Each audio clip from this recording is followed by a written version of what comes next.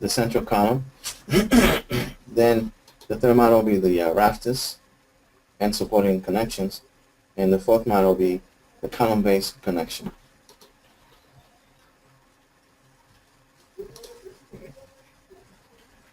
So number one will be complete nonlinear analysis of the tank. The objective is to determine the progressive collapse and ultimate load capacity. The central column nonlinear analysis and ultimate buckling.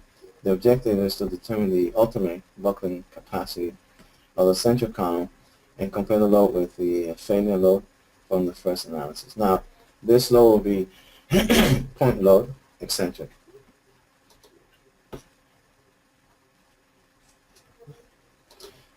The fourth analysis will be the third analysis will be a nonlinear analysis of the rafters with connection model. The objective will be to determine the ultimate failure load, considering the constant connection, and compare whether this load must be major with a failure load from the first analysis in the first flowchart.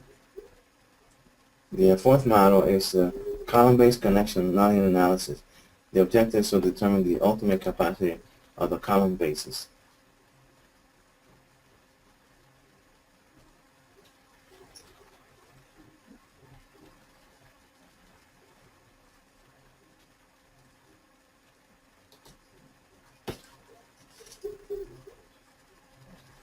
This is one of the analyses done, but it was not relevant to the ultimate results of the failure, but it shows the capacity of Silverfin to handle ideal or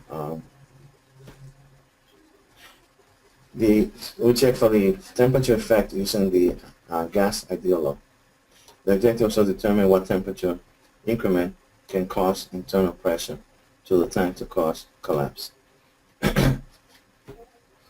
The first analysis is the complete global tank, and it shows the walls done by plate elements, shells, and then you have the columns and the circumferential rings.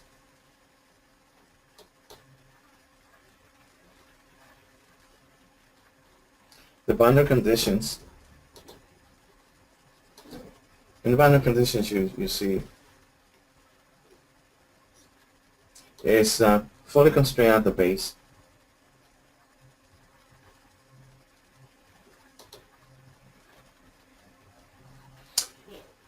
Over here, you can see that we have the incremental load will be gravity and the vertical incremental load.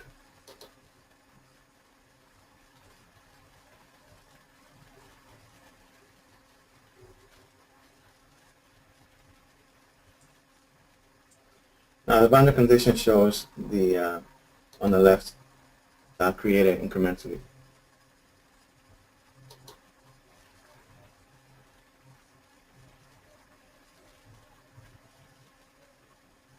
The loads will be vertical increment and shows on the left the details of the loading.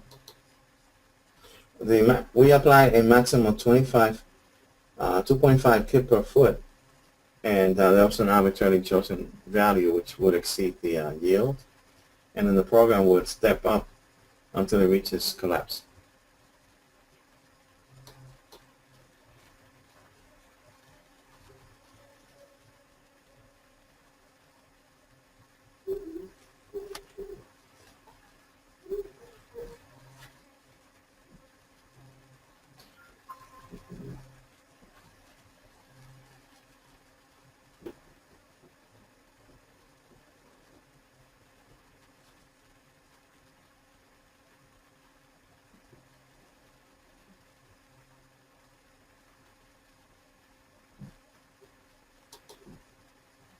The analysis case included in this will be incremental load, self-weight, and boundary conditions.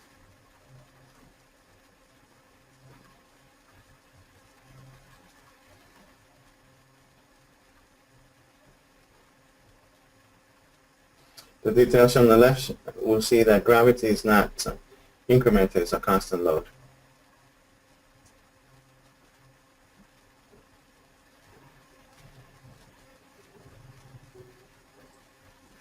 Now, this the locations are displayed.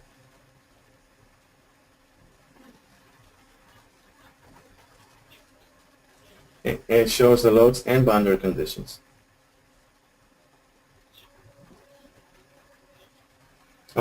Now these loads are transferred on the mesh, onto the mesh.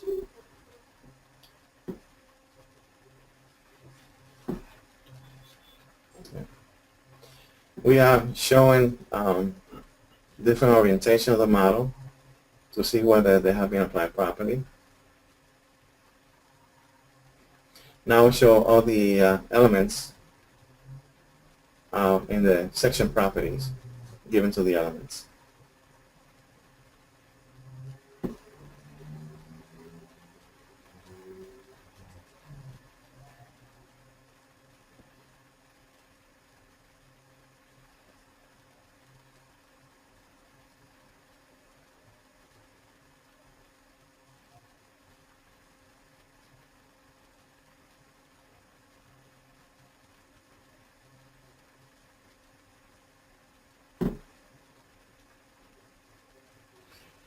The structural sections used are shown on the right,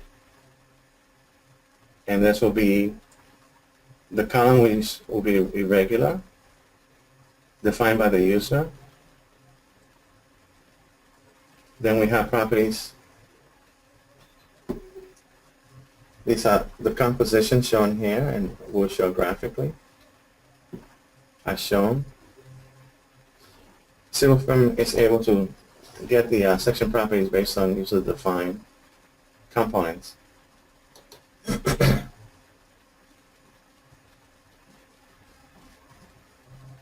The center pipe column is made from pipe elements.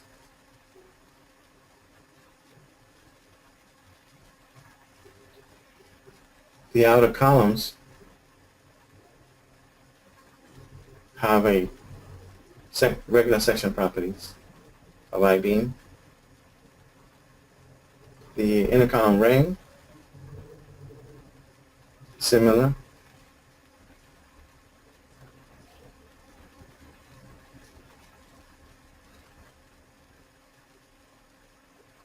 The outer rafters.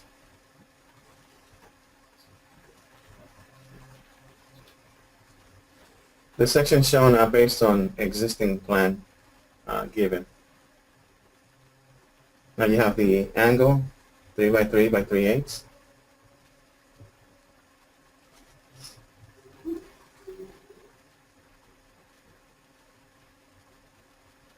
The inner rafter.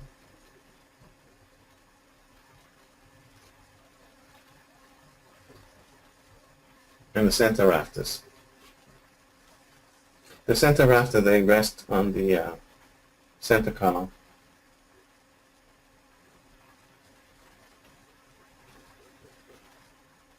Now we're going to get into the material properties. Structural steel, A36. The model is a bilinear, and we can show it. It's elastic, perfectly plastic, handle set up to do compression and tension. Compression will be negative capacity, and tension will be positive. This will be used for the nonlinear analysis. This will be elastic, perfectly plastic.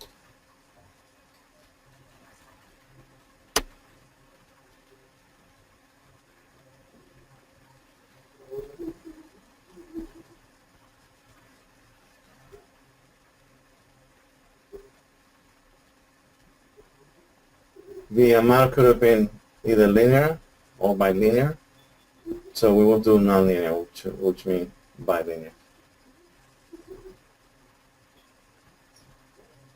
The results we're seeking are the van Mises stresses, which can be directly compared to the material property like yield and ultimate.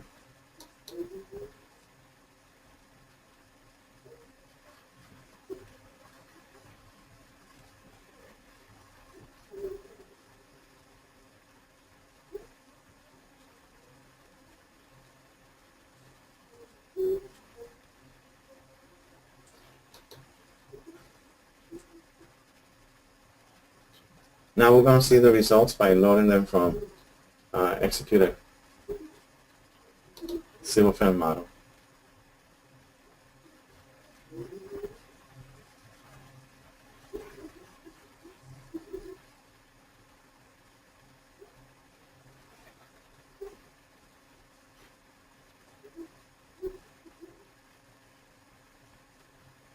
We're looking for the component to display, the van Mises, and we're showing KSI. It's interesting to know that some programs require that the elastic modulus be given as KSI, but Silverfan can take the PSI of the elastic modulus and convert the units to the one desired.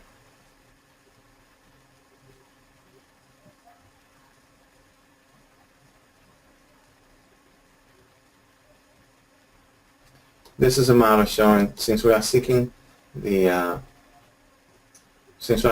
know the understanding of the collapse of the rafters, the surface plates are not shown.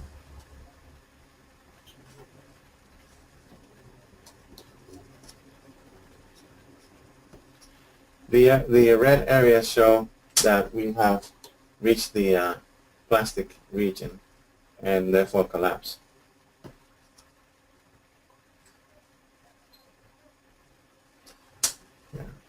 We'll show that the collapse will occur at the center of the model.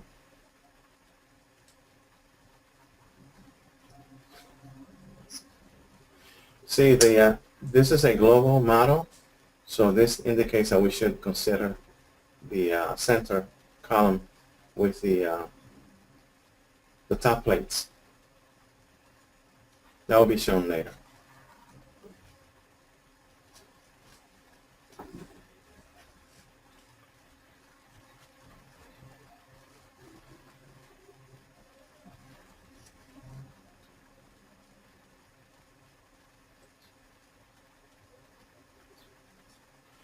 We are looking at the different zone of the model, so we will remove some of the components to look closer, to better understand.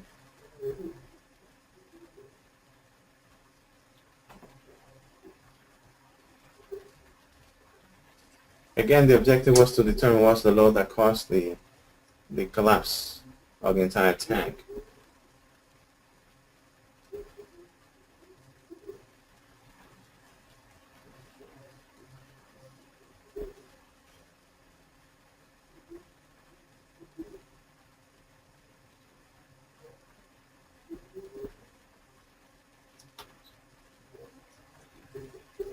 As we can see, the column shows some buckling, but another model will give us more detail of the actual magnitude of the collapse, causing the collapse.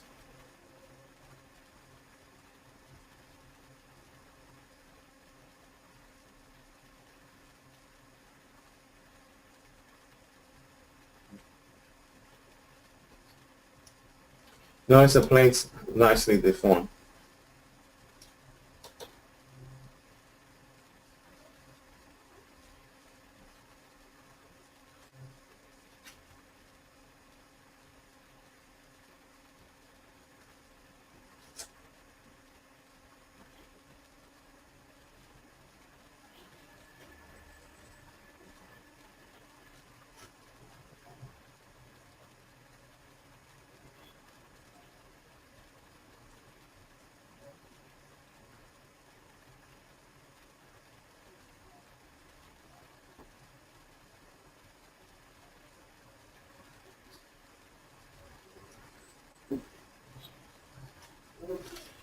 So then we're going to see what was the load that caused the collapse of the roof.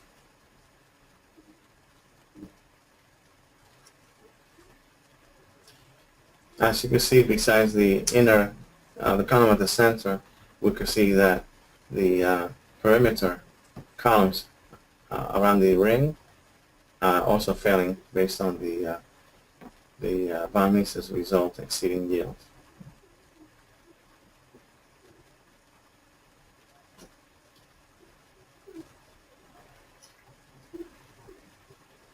The global analysis gave us a clue as to what to use, how to proceed. Now notice at this level it shows that the chosen load for the tank that actually caused the failure is about 21%.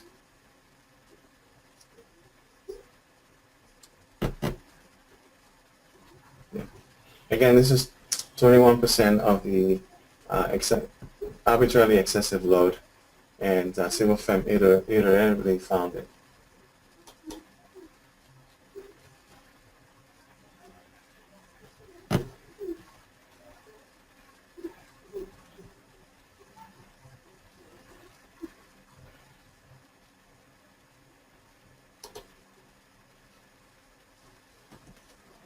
These are there's two items. The latch deflection has to be turned on the flag, and the default settings should be left along they normally work, and the create increment results is done auto stepping by Silverfem.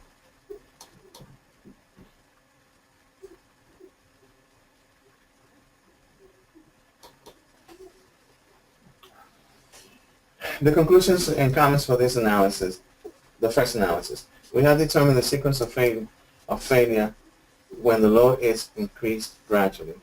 It was observed that the yield starts when the load reaches a value of about 243 pounds per linear foot. In some areas of the roof plate of the center column, the yielding stress around the surface plate have an extent redistribution on the roof plate at the central column when the load reached 295 pounds per foot. Also in this step, some interior column ring have yielding stresses. When the load is increased to 360, the yielding stress increased in the top of the central column roof plate. Also, the stress increased in the on the midspan of the interior rafters. Finally, the collapse or instability occurs when the load reaches 500 pounds per foot or 126 psf on the roof.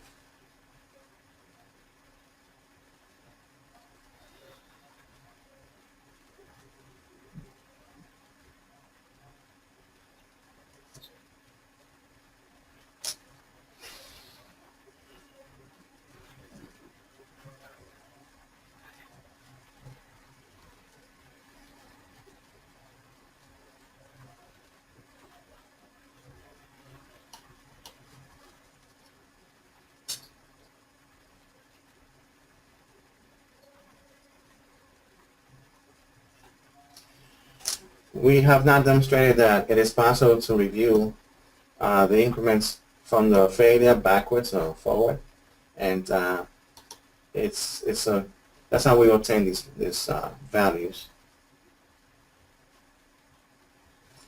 and that happens by loading different steps. Now this is a model. Second analysis. The central column, we want to do the nonlinear buckling. We will apply a eccentric load.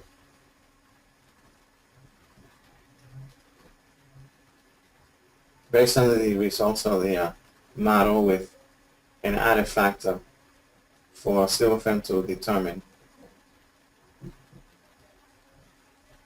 what the collapse load is.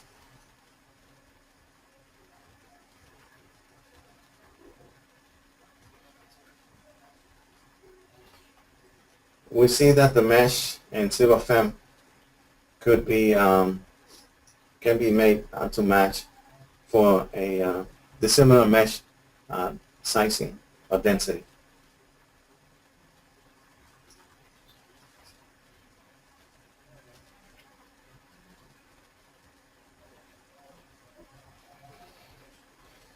The eccentric incremental load,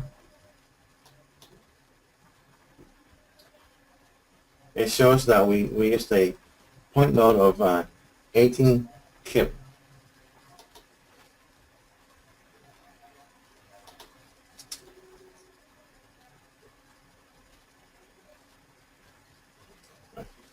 Well, you see this model doesn't show some of the rafters because they have shown now to have disengaged. So we just focus in constraining, guiding the column in a, keeping it from lateral displacement.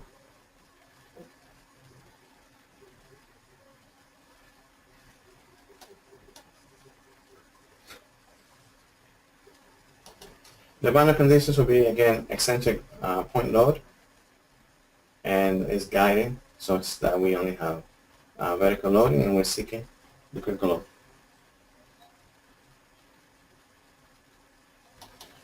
This model is closer to the real model in terms of by using shell elements.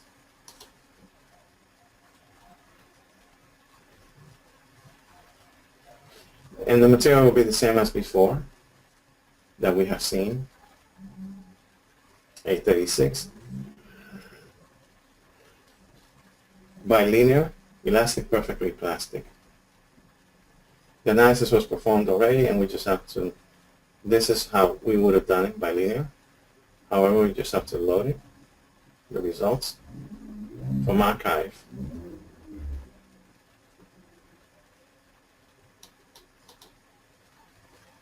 And it shows the same settings to cause linear step, nonlinear stepping of the load. These are the flags of importance.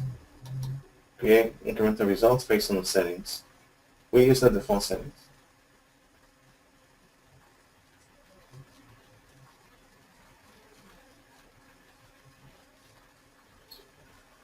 Now we learn the results.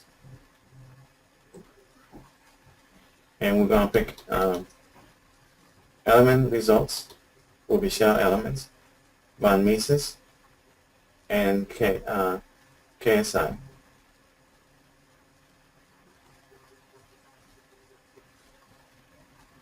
We're going to use average stresses, which is element average stresses.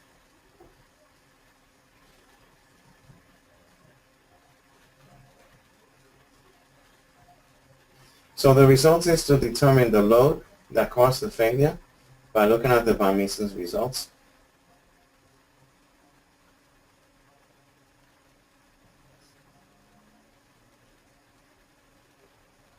So we're rotating to see where the maximum stresses occur.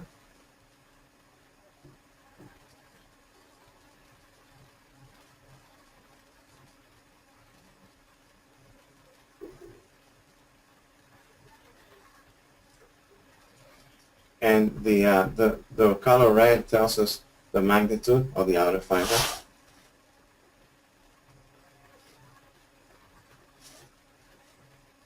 And it shows the location at the base.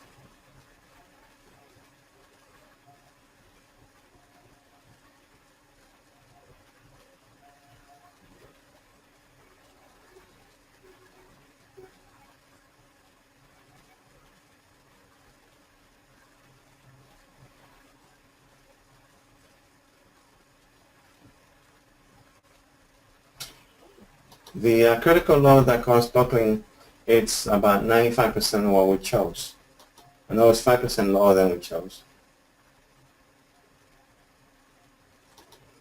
The third analysis will be the rafter seat connection. And again, this is a closer analysis from the global. So we have done the column, now we're going to look at the supporting.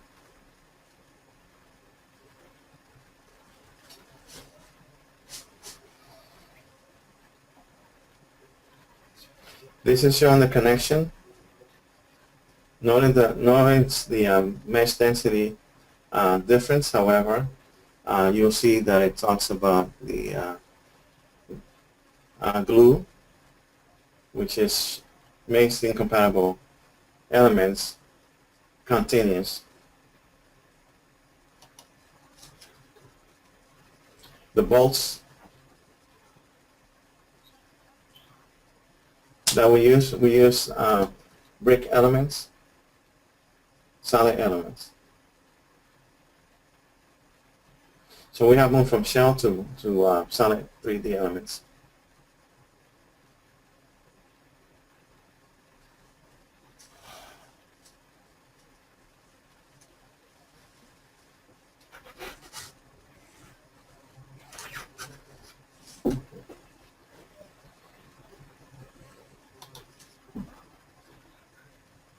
Now we're going to demonstrate the load applied on mesh.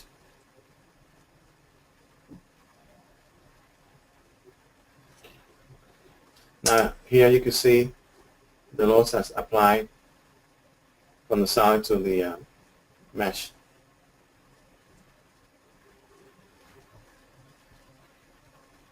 Different colors represent different load cases.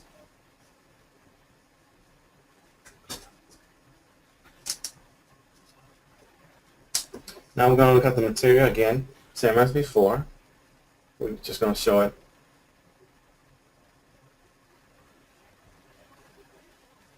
We're going to use bilinear as before. Show the graph. So show that we have used this right material.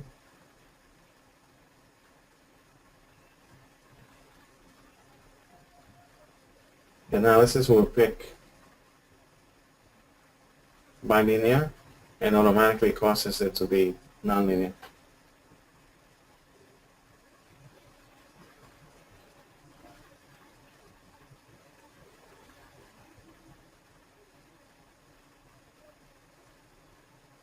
The light deflection is turned on.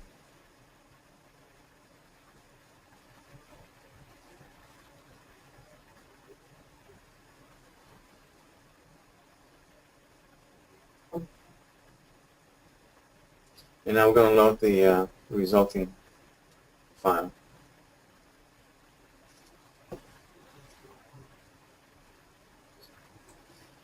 Again, the objective of this analysis is to see what are the stresses at the connection.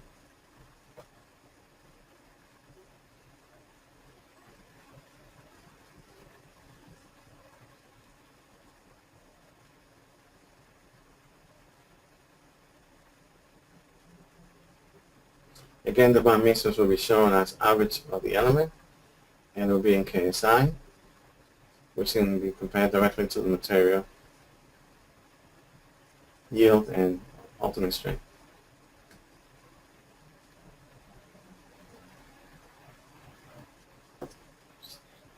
Observe that as would be expected, the flexure stress will be highest at the outer fiber, at the top and the bottom. And we'll see a buckling, a lateral buckling.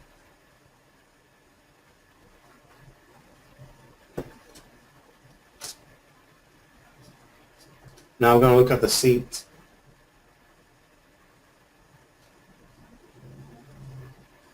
And these are contact elements.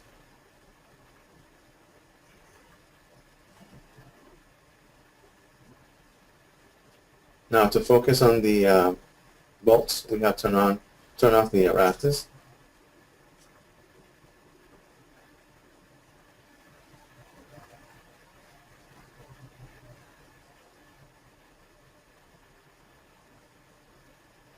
Again, notice that the elements are three-dimensional solid elements.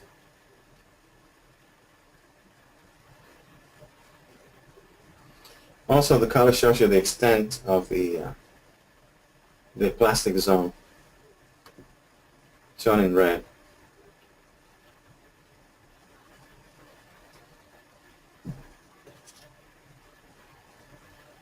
Notice what occurs underneath the rafters at the seating of the support.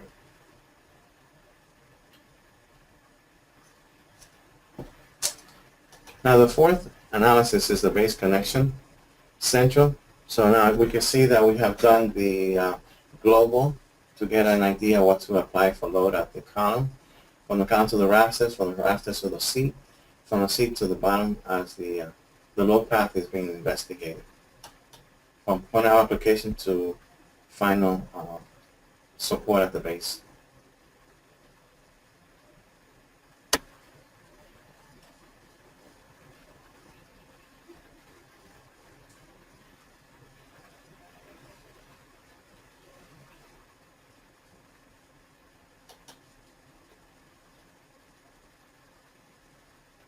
Notice that the base is made from three-dimensional L channels, and they are using glue element so that different meshes of different density will be compatible in displacements. Now we're going to load the results again in KSI, take the average of the Von Mises, and we're going to plot them.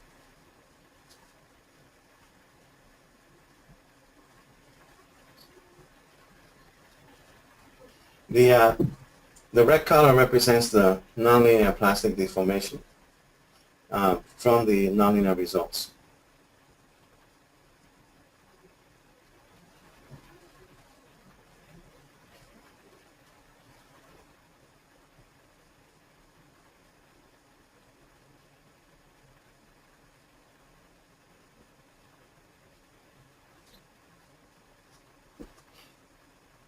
Now we'll take the some of the members to best view the base of the support, and we rotate different directions to see where the failure would have occurred.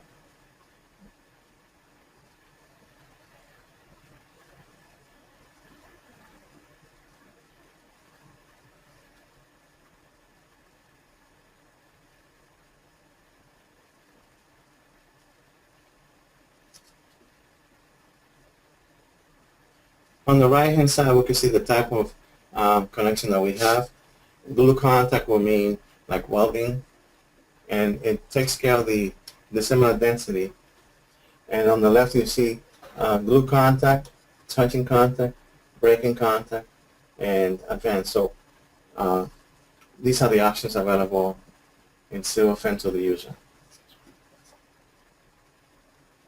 Yeah, this is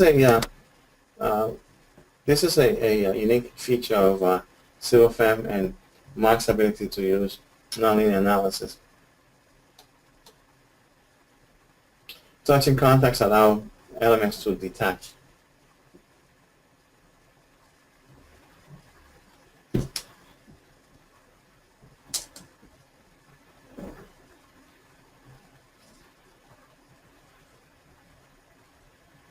Now we're going to make invisible this item in red, turquoise. Now we can see better the areas of extreme stresses, plastic regions.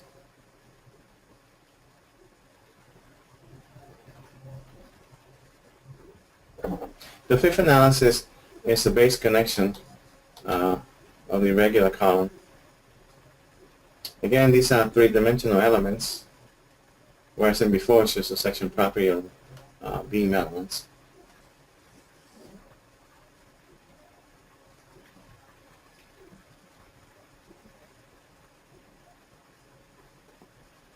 Again, we see the different kinds of elements on the right. Contact elements.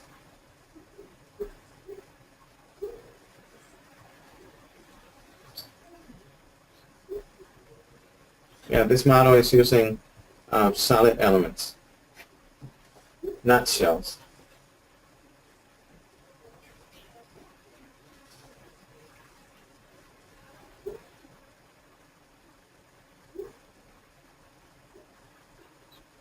Now we loaded the final results in a series of steps in the nonlinear analysis. Again, we select Von Mises stress and KSI, average stress of the element, and we plot.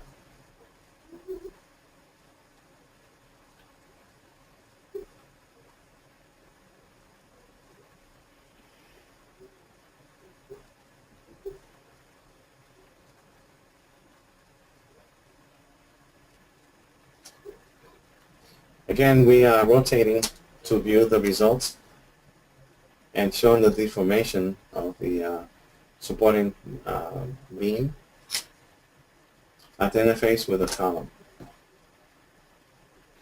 The turquoise will be made invisible.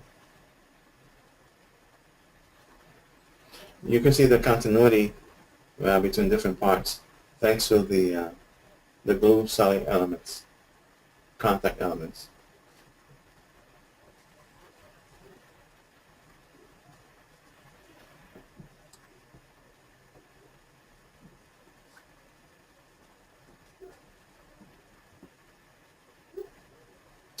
Thank you for attending. If you have any questions, please contact us at this email. I hope that you had a pleasant experience in this demonstration of CIVOFEM and its nonlinear analysis capabilities, including nonlinearity of material and contact and nonlinear buckling.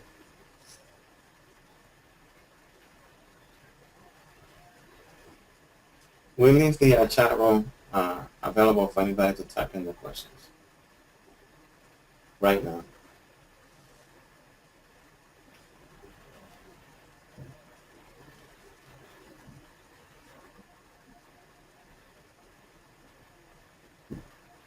If you have any specific topic that you'd like us to include for future webinars, we really appreciate it. As well as if there's any way that the presentation could be made more profitable to the audience, please just send us your comments and recommendations.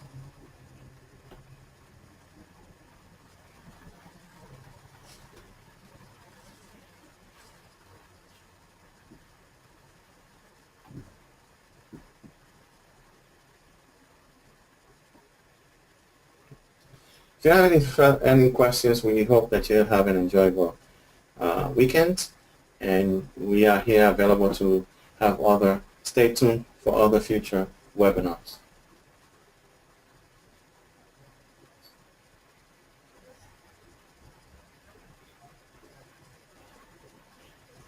The next webinar will be of trust element models, and I hope that we can count on your participation. Again, thank you for your attendance.